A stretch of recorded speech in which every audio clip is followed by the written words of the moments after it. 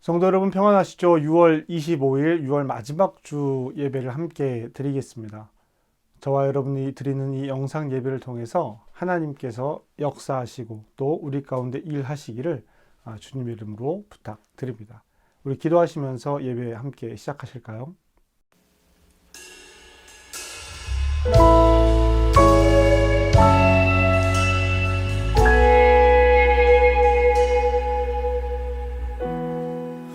혼자서만 세상을 사는 듯이 주가 멀어 보이기만 할 때 우리는 바라보아야 하네. 우리에게 오셨던 그 주님을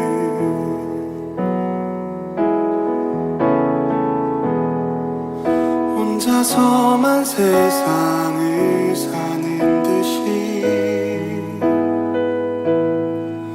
주가 멀어 보이기만 할 때 우리는 바라보아야 하네. 우리에게 오셨던 그 주님을 주님이 우리의 아픈 마음을 아시네. 가까이서 우리의 아픔에 공감하시네. 우리 가운데 찾아오셨던 그 주님이 우리의 모든 상황에 공감하시네.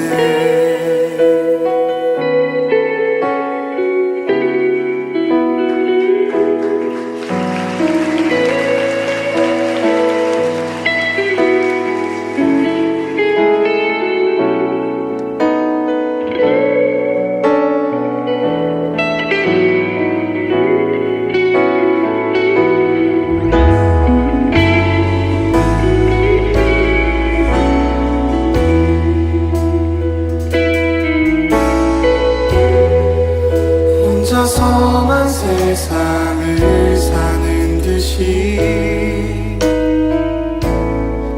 주가 멀어 보이기만 할 때 우리는 바라보아야 하네. 우리에게 오셨던 그 주님을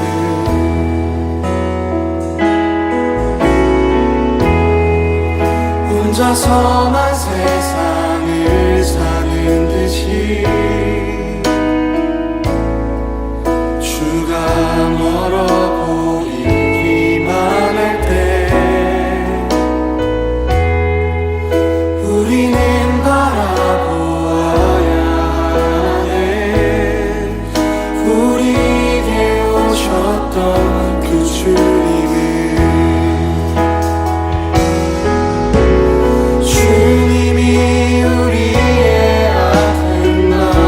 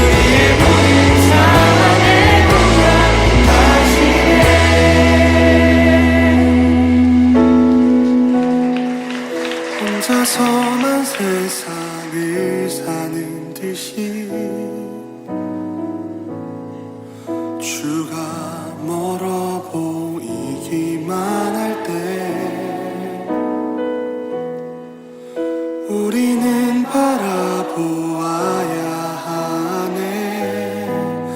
우리에게 오셨던 그 주님을.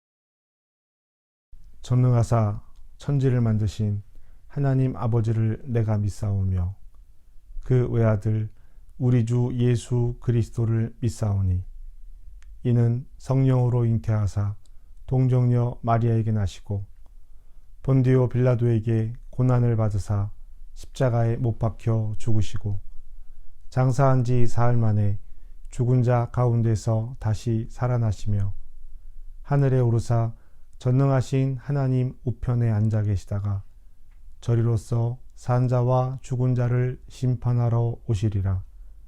성령을 믿사오며 거룩한 공회와 성도가 서로 교통하는 것과 죄를 사하여 주시는 것과 몸이 다시 사는 것과 영원히 사는 것을 믿사옵나이다.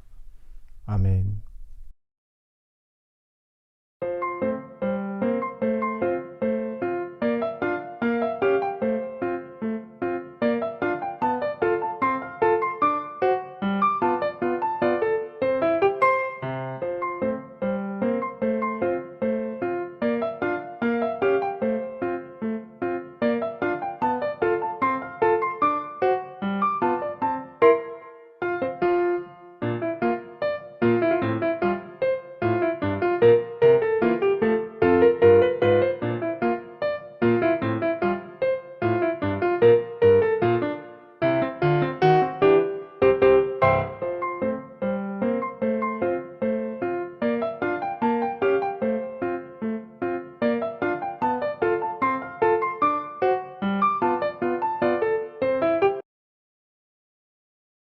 하나님께서 우리에게 주시는 말씀은 마태복음 10장 34절부터 39절까지의 말씀입니다. 내가 세상에 화평을 주러 온 줄로 생각하지 말라. 화평이 아니요 검을 주러 왔노라. 내가 온 것은 사람이 그 아버지와 딸이 어머니와 며느리가 시어머니와 불화하게 하려 함이니 사람의 원수가 자기 집안 식구리라. 아버지나 어머니를 나보다 더 사랑하는 자는 내게 합당하지 아니하고 아들이나 딸을 나보다 더 사랑하는 자도 내게 합당하지 아니하며 또 자기 십자가를 지고 나를 따르지 않는 자도 내게 합당하지 아니하니라. 자기 목숨을 얻는 자는 잃을 것이요 나를 위하여 자기 목숨을 잃는 자는 얻으리라. 우리에게 주시는 하나님의 말씀입니다. 우리가 하나님의 말씀을 듣습니다.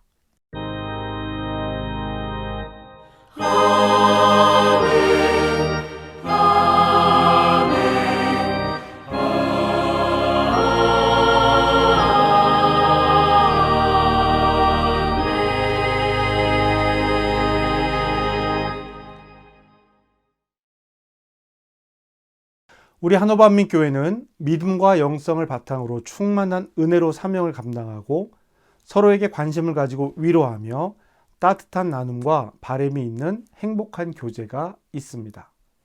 저와 여러분이 이와 같은 교회를 이루어가기를 주님의 이름으로 부탁드립니다. 복음서에 기록된 제자들의 모습을 보면 조금 이상한 면이 있어요. 분명 예수님을 따르는 제자들입니다. 예수님을 따라서 예수님께서 행하신 중요한 일들의 그 지점에 함께 있었고요. 중요한 시간, 가장 중요한 시간을 함께 보냅니다. 그럼에도 불구하고 이 예수님의 제자들은 예수님의 말씀을 이해하지 못하는 경우가 종종 있습니다. 그런 행동을 보일 때가 있더란 말이죠. 예를 들면 마태복음 20장 그리고 마가복음 10장에 나오는 그 세베대의 아들들의 어머니와 세베대 아들 야고보와 요한의 이야기가 대표적인 예가 되겠죠. 사도 요한과 사도 야고보의 어머니가 예수님을 찾아와서 한 이야기입니다. 특별히 이 이야기가 갖는 의미는 가족 간에 있었던 요청이었다라고 하는 것입니다. 이 요청의 내용이 뭐냐면 주님의 나라가 임하면 한 사람은 오른쪽에 한 사람은 왼쪽에 각각 나의 자녀들의 자리를 마련해 주세요 라는 것이었죠. 이 요청을 들은 예수님은 내가 마시려는 잔을 너희가 마실 수 있겠느냐 라고 물으십니다. 이 말을 들은 두 사람은 네, 그럴 수 있습니다 라고 대답을 하죠. 그리고 그 대답에 예수님께서 한마디를 더 붙이십니다. 이렇게 말이죠. 너희가 과연 내 잔을 마시려니와 내 좌우편에 앉은 것은 내가 주는 것이 아니라 내 아버지께서 누구를 위하여 예비하셨든지 그들이 얻을 것이니라. 아멘. 내 잔을 마실 것이다. 그래, 너희들 말대로 당신들은 내 잔을 마실 겁니다. 그래요. 그렇게 말씀하십니다. 그리고 나서 그러나 내 오른편과 왼편의 자리는 내가 주는 것이 아니라 내 아버지께서 예비하셨고 누구든지 예비된 그 자리를 얻을 것이다 라고 말씀하셨다라는 거예요. 12제자가 이 이야기를 모두가 다 제대로 이해하지 못했습니다. 그래서 이 12명의 제자는 이 두 사람의 제자에 대한 행동을 분이 여겼다라고 성경은 기록하고 있고요. 이 두 사람은 어머니를 통해서 이런 청탁을 넣게 되는 것이죠. 우리는 분명히 알고 있습니다. 예수님의 제자들은 죽음의 자리를 맞이했을 때 어떤 모습이었을까요? 오늘 우리가 읽은 지금 말씀드린 이 내용과는 전혀 다른 사람들이 되어 있었어요. 각지로 흩어져서 복음을 전하다가 순교하게 됩니다. 앞서 말씀드린 것처럼 예수님께서 십자가에 못 박히시기 전에 이들의 요구는 뭐였어요? 오른쪽과 왼쪽에 앉게 해달라는 것이었습니다. 좋은 자리를 달라는 것이었죠. 예수님께서 하신 말씀은 전혀 알아듣지 못하고 있는 것처럼 보입니다. 그런데 이들의 마지막은 순교였다는 거예요. 순교였습니다. 그러면 예수님께서 3년 동안 제자들에게 가르치신 것은 어떻게 되는 것일까? 제자들에게 이 3년의 시간이 있었고 이 3년 동안 예수님과 동행하면서 배우고 익혔기 때문에 이 3년의 시간의 의미는 살아나게 됩니다. 모든 일을 감당할 수 있게 되었던 것이죠. 예수님께서 말씀하신 겨자씨 한 알만한 믿음이 땅에 떨어지면 이라고 하는 그 부분이 이루어진 것입니다. 예수님께서 하나님 나라를 말씀하실 때 씨앗이나 누룩 이런 것으로 비유하시는 경우가 있어요. 하나만이 아니라 다른 것에 영향을 미치고 씨앗은 또 심기고 또 자라는 것을 볼 수 있습니다. 여러분, 그러면 이 제자들이 변한 이유가 무엇일까요? 우리는 보통 통상적으로 마가의 다락방에 있던 제자들에게 성령이 임재하여서 이런 일이 있을 수 있었습니다. 제자들이 변한 것은 마가의 다락방에 내린 성령의 임재 때문입니다 라고 이야기합니다. 일부분은 맞고 일부분은 틀린 이야기입니다. 오순절 마가 다락방에서 제자들은 성령을 받았습니다. 만났습니다. 맞습니다. 제자들이 성령의 임재를 경험했죠. 그리고 그들은 길거리로 뛰쳐나갔고 이후에 사도들의 이야기가 시작이 됩니다. 그런데요, 제자들이 성령의 임재를 만나기 전에 만났던 분이 있습니다. 누굽니까? 부활하신 예수님이에요. 부활하신 예수님께서 제자들에게 찾아오셨습니다. 그리고 제자들에게 무언가를 말씀하셨어요. 이 무언가, 부활하신 예수님께서 말씀하신 무언가 있다는 겁니다. 성령 강림을 의미 있게 하는 것은 무엇입니까? 예수님의 부활이에요. 그리고 부활 사건과 성령 강림 사건에 중요한 일, 제가 지금 방금 말씀드린 이 일이 있습니다. 그런데 이 부분을 사람들이 중요하게 여기지 않더라는 거예요. 사도행전 1장 5절의 말씀입니다.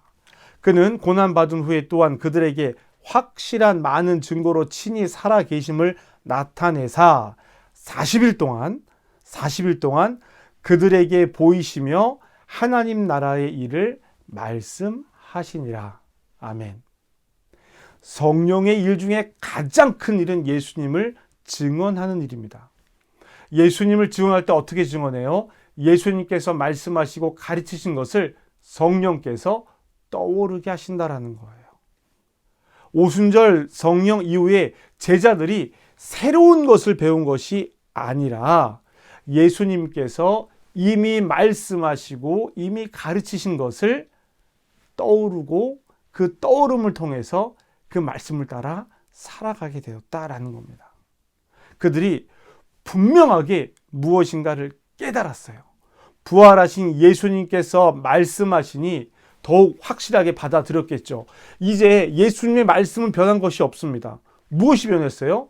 예수님의 십자가 사건과 예수님의 부활, 이것만이 변했다라는 거예요. 그렇기 때문에 예수님께서 이전에 하셨던 모든 말씀들의 의미가 이거였구나. 이게 사실이구나. 우리가 이것으로 살아야 하는구나. 라고 제자들의 태도와 삶의 태도가 바뀌게 된 것이죠. 그 이야기 중에 하나가 오늘 우리가 함께 읽은 말씀입니다.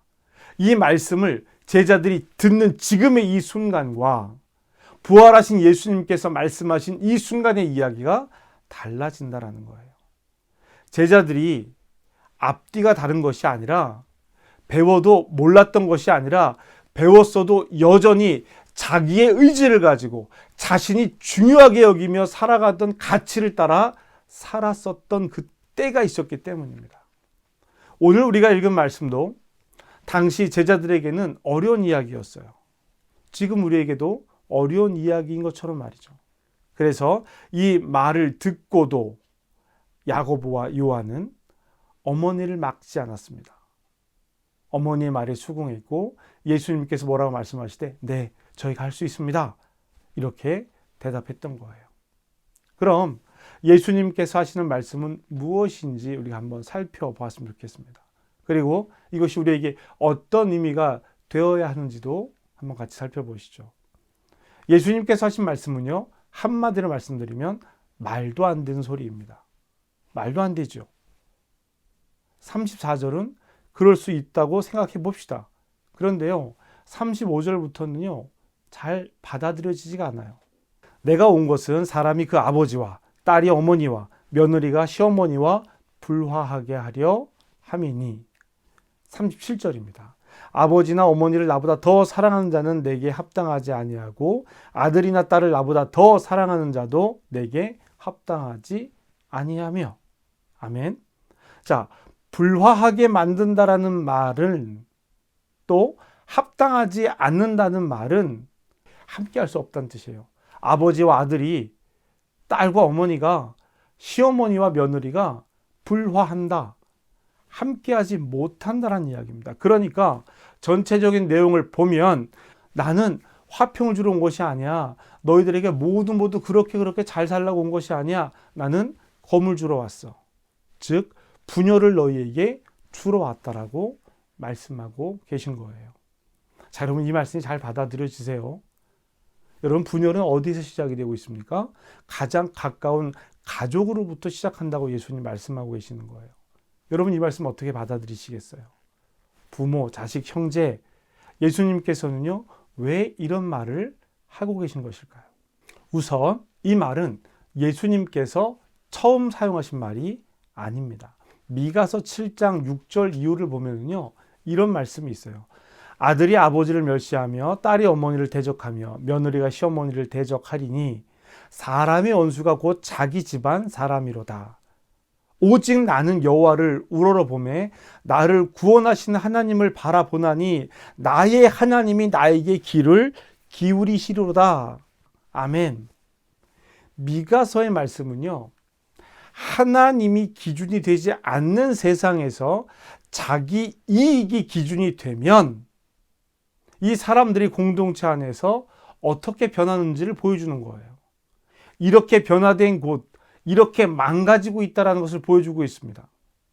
아버지와 아들이, 딸과 어머니가, 며느리와 시어머니가 서로 대적해요. 언제? 하나님의 질서가 망가지면. 그런데 예수님은요, 지금 이 이야기를 거꾸로 반대로 하고 있습니다. 하나님의 기준, 하나님의 법과 질서를 주장할 경우 가족이 불화하게 된다라고 말하고 있는 거예요. 미가서의 이야기와 반대입니다. 미가는 나는 여호와를 우러러보며 나를 구원하시는 하나님을 보면서 나의 하나님의 말씀에 귀를 기울이겠다. 즉 아버지와 아들이, 딸과 어머니가, 며느리와 시어머니가 대적하지 않아야 한다라고 말하는 거예요.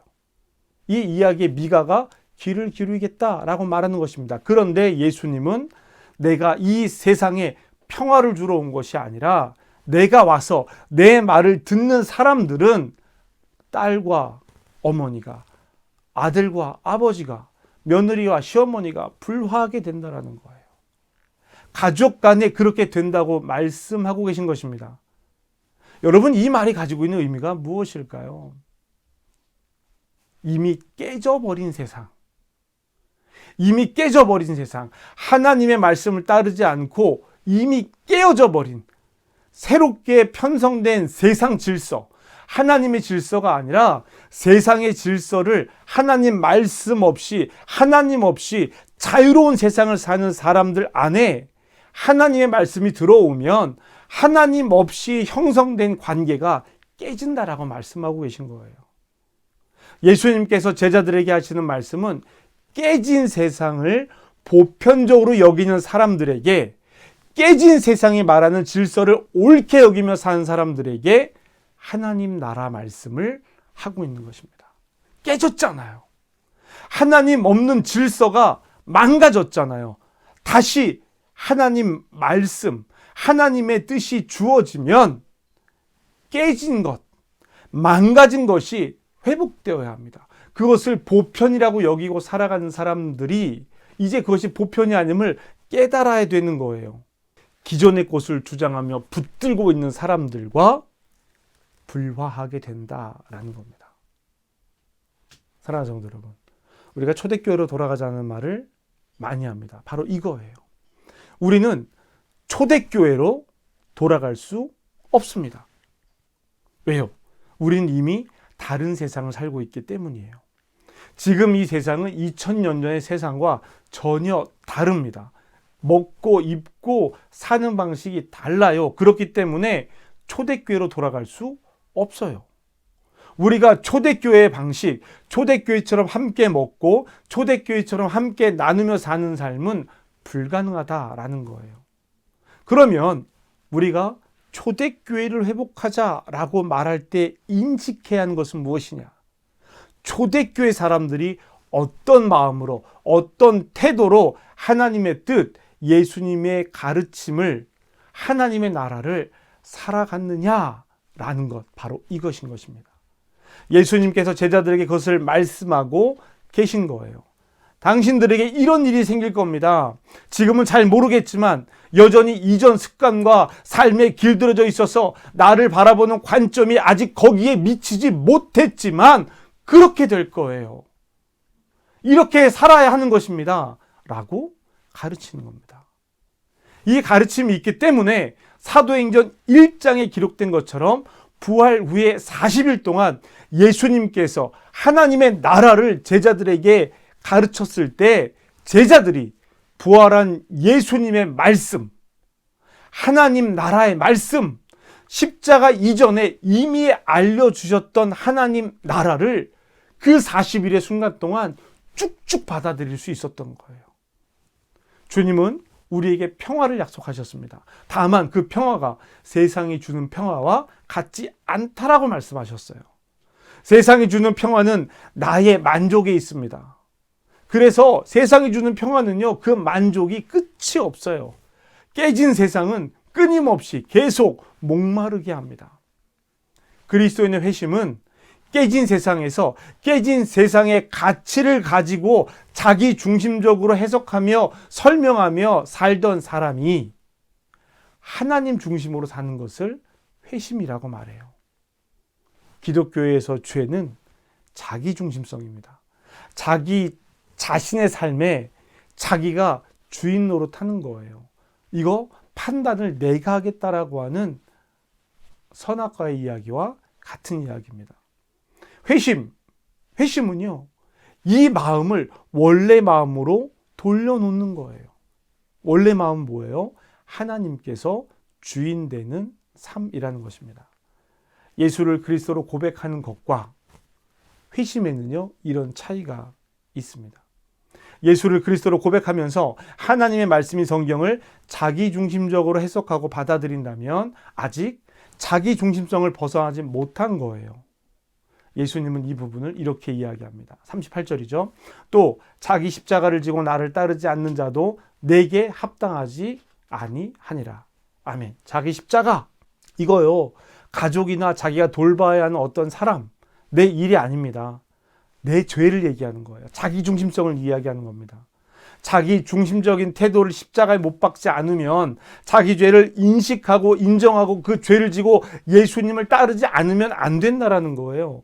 예수님께서 가르치시는 하나님 나라를 그 방식으로는 살 수 없다라는 것입니다. 그리고 이 결코 쉽지 않은, 그러나 제자들이 결국에는 살아난 삶을 이렇게 말씀하시죠. 39절입니다.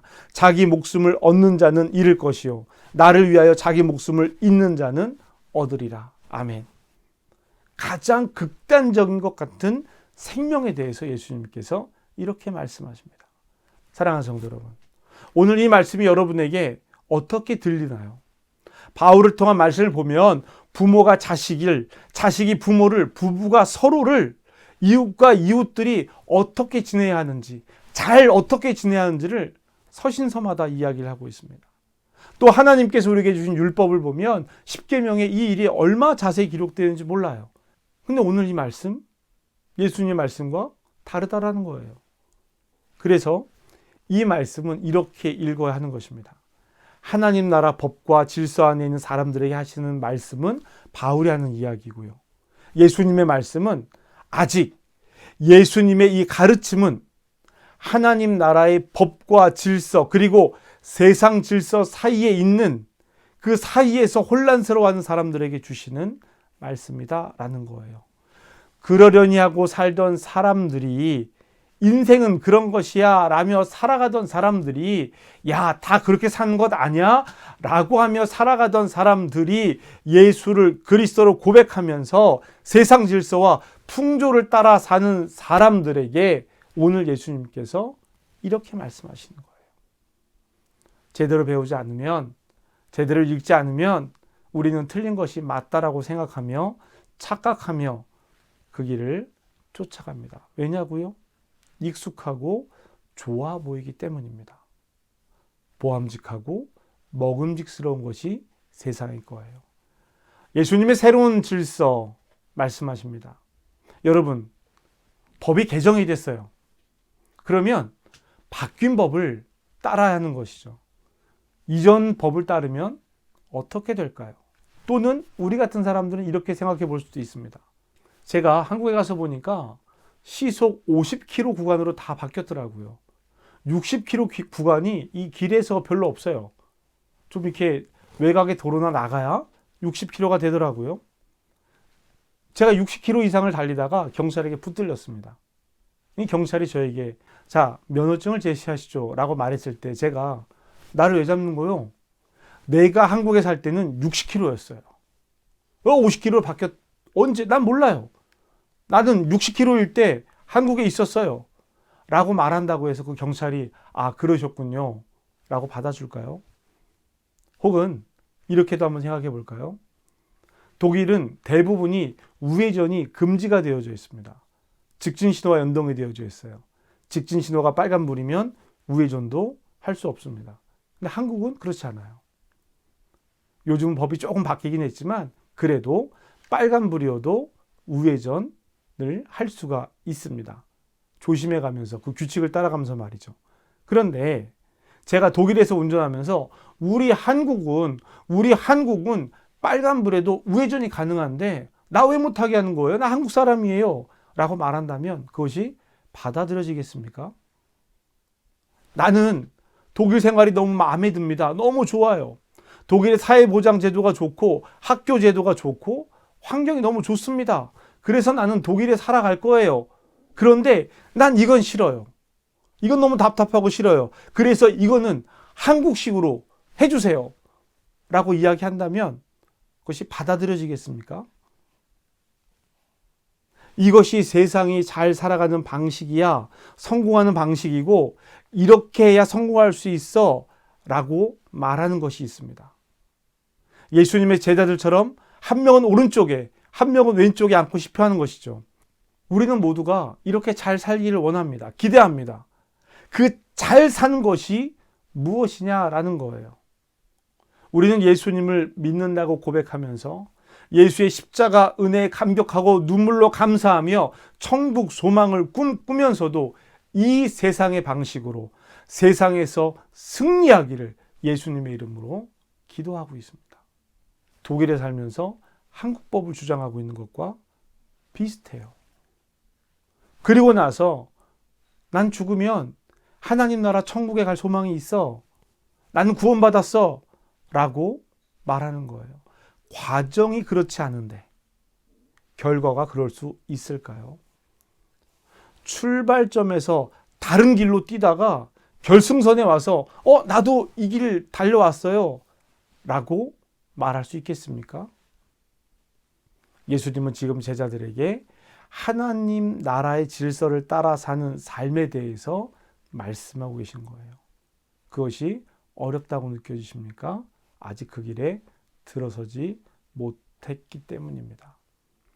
초대교회는 이 일을 견디고 아파하고 슬퍼하며 산 일이 아니에요. 때로는 견디고 때로는 아파했고 때로는 슬퍼하기도 했지만 그 길을 사는 기쁨과 감사가 더 컸기 때문에 하나님 나라의 질서를 따라 살아가는 것이 내 생명 다해서 내가 하나님을 따르는 사람입니다 라는 증거라는 것을 알았기 때문에 그 삶을 살 수 있었던 거예요. 우리가 회복해야 하는 것은 초대교회의 모습이 아니라 초대교회의 그 마음이고 그 선택입니다. 우리도 이와 같이 하나님 나라를 알아가야 합니다. 하나님 나라의 법과 질서를 알아가야 합니다. 함께 예배드리는 자녀들에게 그 길을 부모가 알려줘야 해요.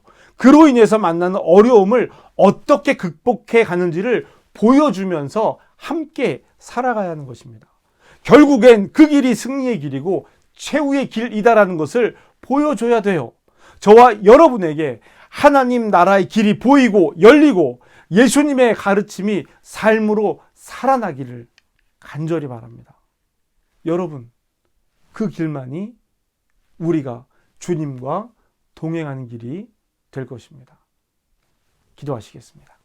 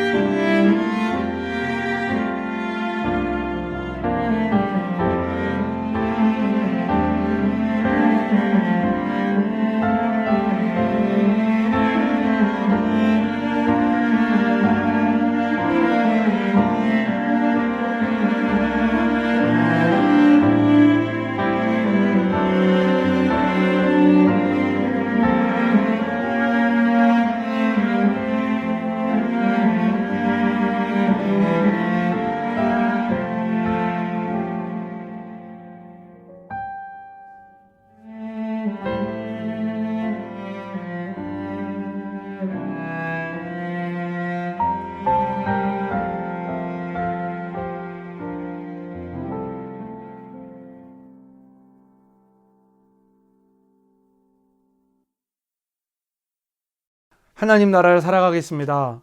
예수를 그리스도로 고백하며 오신 왕으로 섬기며 주님의 뜻을 따라 살겠습니다라고 고백하면서 기도합니다. 그런데 우리의 삶을 들여다보면 내가 원하는 것을 내가 원하는 방식으로 예수님의 이름으로 이루어 주시기를 구하고 있습니다. 내 삶의 방식이 하나님 나라의 질서와 법을 따르지 않고 있으면서 하나님 뜻을 따라 살겠다라고 기도하고 있습니다. 주님께서 가르치신 하나님 나라를 알게 하여 주시옵소서. 그 길에 들어서 기쁨으로 감사함으로 주님과 동행하는 길에 서게 하여 주시옵소서. 비록 그것이 세상과 갈라지는 일일지라도 우리 안에 기쁨이 있게 하여 주시옵소서. 예수님의 이름으로 기도합니다. 아멘.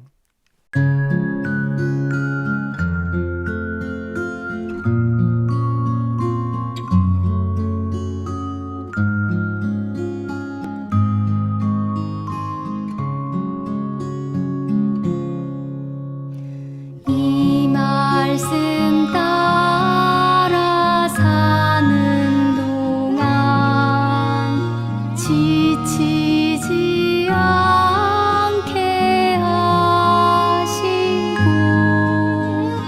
이 말씀 따라 사는 동안 주님 나라 이루소서. 이 말씀 따라 사는 동안 지치지 않게 하시고 이 말씀 따라 사는 동안 주님 나라 이루소서.